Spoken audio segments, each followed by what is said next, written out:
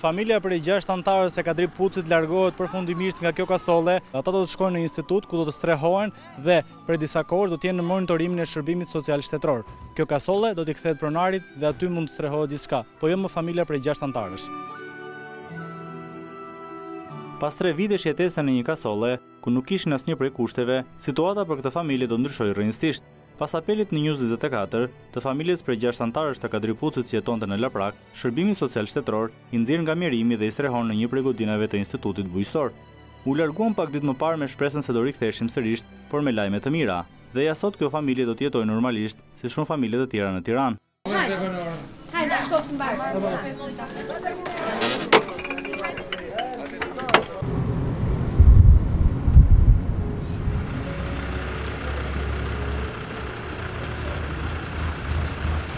Bora 6 muajsh nga sot do të ketë një dhomë të ngrohtë ku do të rritet me familjen e saj e sigurt dhe e shëndetshme.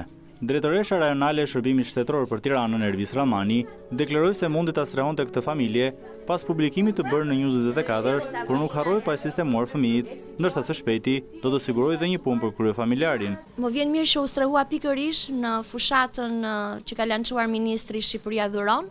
Ndjehem vërtet e mrekulluar që mundëm të bëjmë një gjë të mirë për këta fëmijë që të jetojnë si të barabartë dhe të ngopur si gjithë fëmijët e tjerë. Së shpejti Kadriut do t'i ofrojmë dhe një punësim. Fëmijët së shpejti do regjistrohen nëpër kopshte, nëpër shkolla, nëpër qendra ditore, ku do marrin shërbimin si gjithë fëmijët e tjerë.